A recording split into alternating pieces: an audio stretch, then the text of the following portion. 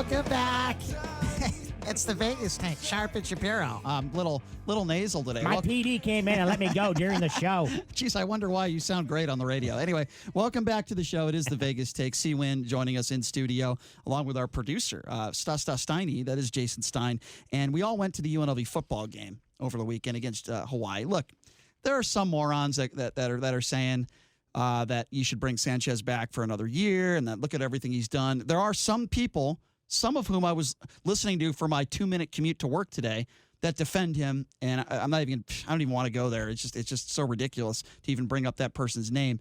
But anyway, UNLV loses 21-7 against Hawaii. Hawaii basically gave them every opportunity to win the game, and they were terrible offensively. The defense was good, but offensively they couldn't get anything going. But even on a more important note, when you have a media credential, yes, you're allowed to be on the field. And it's we were. Yeah, and I enjoy being on the field because not only a few feet away from the action, you get to hear the coaches and you get to soak it all in. And the fans see you and they think you're important. Well, no, that's certainly maybe some members of the media. I don't care about that stuff.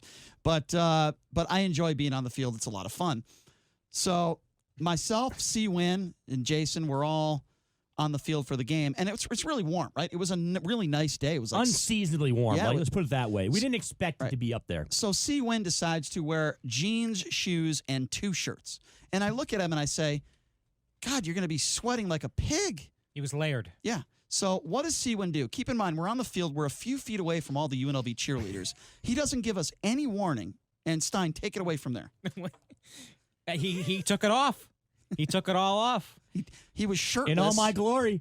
He was completely... I didn't anticipate it. I thought it was going to be, seasonably around 60, 65. Not the case. It was pushing 80 degrees. As Brian pointed out, I had a T-shirt on. By the way, I had a T-shirt and a button-down shirt on because you know me. I like to roll professional at times because I'm in the media and I am covering this team. Hang on. But I'm still on the sidelines, right. okay? Let me just... And I made the decision, you know what? I don't need this T-shirt. I got to get rid of the T-shirt. So, yes, I proceed to ply it off. Skinless. Okay. Here's I was shirtless for a little bit.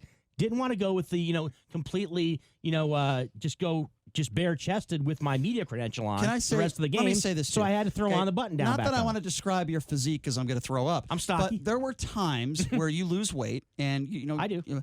This is not one of those times. I'm not trying to be mean, but your stomach was out there. You looked like you were 6 months pregnant, and it was bad. Okay? I'm in the time of my life where I kind of bounce back and forth between certain weights. You're not at the Chris Farley stage yet, but you might be getting there. Something that we can all relate to. Was this game nationally televised, by the way? It should have been. I believe it was. So there's cheerleaders, and I'm not exaggerating here. There are UNLV cheerleaders, 5 feet away. Beautiful women. Yes. Probably about 30 or 40 of them. And a couple of them looked over, and I saw them. They looked over, and then they completely averted their eyes. They pretended like they didn't see what you were doing.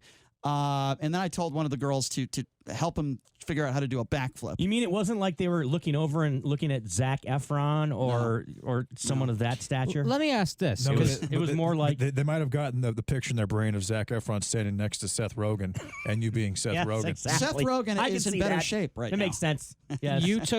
You had a button-down long-sleeve kind of dress shirt. Exactly. Then the T-shirt underneath that. Here's my question. Why not take off the dress shirt and leave the T-shirt, thus sparing everybody from having to see your because it wasn't a fine designer white question. I'll answer the question because it wasn't a fine designer white T-shirt like JD wears in studio every day. Okay, it was a kind of a textbook. I think it was a Miller Lite like T-shirt, and by the way, it was a little small. Okay, so you're telling me I think it was a large, and I'm an extra large kind of guy. I have to respond to that. I go to Target and I spend about $15 per white shirt that I have. It's called the Hanes Black Label. I like it. Brand. Thank you for letting us know. And I wouldn't call it designer. Hey, it does have you do have a kind of a Gucci look with your T-shirts here, my friend. Hold on. As much as I would love to do an hour on where JD shops, hey, I'm in. We could talk about the Target on Flamingo. West C-Win Flamingo. you started the ball rolling, Brian. Hold on. Okay, so I'm ready to roll. And the ball continues to roll. Let's keep it going. Let me explain this. Explain this to me. You're telling me you didn't mind the embarrassment of showing your disgusting stomach and chest. All right, let's not go that far. It wasn't. I feel No, like I'm Jason gonna go that Patrick far. in Sleepers. Okay, it wasn't that bad. Okay, Hold on, let me finish. It wasn't that bad. You would rather take your shirt off in front of a bunch of beautiful women than to wear a T-shirt that might have, I don't know, a Bud Light sign on or something. Is that your position? Well, I think that's a loaded question. I think that it can be both, right? I can say I'm hot and I want to take off this T-shirt because I think the T-shirt makes me more hotter than the button down that Is it that fair to breathes. say? Is it fair to say? I had the button down with the buttons unbuttoned, so Is it was it fair loose. to It was say- free. It was nice. Is it fair to say that your boobs could possibly be bigger than some of the beautiful women that were standing on the Definitely. field? Well, I don't think that's a speculation or a question. That's probably a fact, right? And I'm not trying to be disrespectful to anybody that was there, but I'm just stating, the way it is.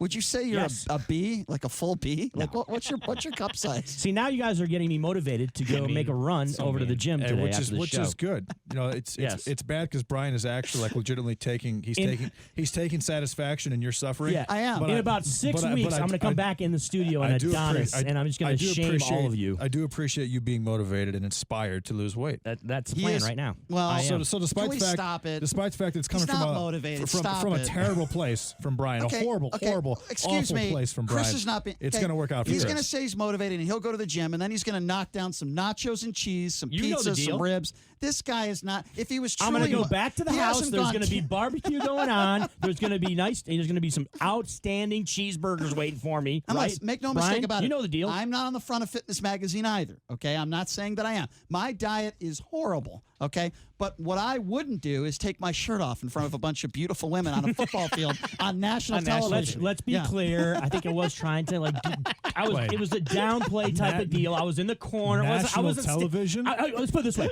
I wasn't standing on the 50-yard line, okay, taking off my shirt, okay, at Sam Boyd Stadium. The crack of your ass was showing. It's all hairy It and was like that disgusting. Seinfeld episode where George I was at the plumber U.S. backside. Open and he was eating that sundae Right. on Exactly. and they put him on national TV and he had chocolate sauce all over his face. So you probably and all wa- his friends saw it, and then the woman that he was dating wouldn't talk Right. to him anymore. Yes. It's like that. Okay. You probably lost a couple of dates off. of that. I could be wrong on this, but but Brian, that was not national television. I couldn't find the game on any local I network. could be wrong on this, but I did see Someone a was couple filming of it. very It attractive. was not on TV. I did see a couple of very attractive Hawaiian girls that were fans on the other side that were throwing up. Now, I'm not blaming you for that. I'm just saying it could be a possibility. I don't know. All right, let's get to the It's game. probably There Actually, were a Susie's lot of Pizza. Hawaiian fans. Were they though. throwing up because of UNLV's play, Brian? That's the a question. little bit Well, of let's both. talk A about little bit of that. both. Let's talk about that. So first of all, let's start with the fan base, Yeah. which I blast UNLV all the time, for not supporting these teams. But the Hawaiian fans travel. There's estimated about 8,000 fans from Hawaii that were at this game, and they were loud, and they were boisterous, and they were into it. You know what? That's what I want to see from the UNLV fans, whether it's a basketball game or a football game. I don't care if they're drunk. They didn't say anything that was like over the top, get the hell out of here. But they were harsh on the UNLV team. And, that's the way our home fans should be. Okay? I'm not saying assault somebody or swear, but they were having a good time, these people from Hawaii. They were actually quite entertaining to listen to. They were going after the referees and UNLV, and they were really into the game. And I think that's the only reason why Hawaii won the game, because they looked completely disinterested in the first half. I think the score was 7-7. One touchdown for UNLV. Oblad, and I try not to blast this kid, but he was atrocious. You can make the argument this was the worst game he had in his career. So now UNLV loses the fourth straight game in a row. Is there any chance, gentlemen, any chance that Francois brings Tony Sanchez back? What do the Fertittas say? Here's a $20 million check for the university. Bring him back another year. Is there any chance that happens, guys? See, I don't see why the Fertittas would do that when you could spend $20 million and get a relatively decent brand name coach for $4 million a year on a 5-year deal. So I mean, hypothetically, first of all, that's never going to take place, Brian. But it's pretty clear to me at this point that Tony Sanchez is just outclassed at the college level. He doesn't know how to respond in the second half. He doesn't know how to adjust in particular games. At Bishop Gorman, he always had the best talent. Here, he doesn't have the best talent. He was never behind at half. Now he's behind at half. There's just a lot of things that a college coach needs to be able to do that he's never had to do. And it's not his fault, but he's never had to do at the high school level. Let me ask you a question, and I don't disagree with that. I agree. I mean, how can you disagree with it? T.J. Altenberger, I just want to quickly ask you a question about the UNLV basketball. A quick transition. He had one of the best players in the country at South Dakota State, who, by the way, he didn't recruit, but he had one of the best. And everybody talked about... Well, he developed him, though. Hold There's on. a big difference. I spoke to several D1 coaches over the weekend. Not going to say who they were. But I asked him, what do you think about TJ's offense? He's been known as an offensive specialist. And I said, listen, these first couple games that they've given away, the offense just did not look very good. It didn't look like there was a lot of continuity. And 2 of those 3 coaches gave me this response. They said that, listen, when you have one of the best players in the country at South Dakota State, your offense could look great. When you have a guy that can shoot from anywhere, inside and outside, it's going to make the coach look like a genius. He doesn't have that luxury this year. And while he has some good players, he's going to have to work harder.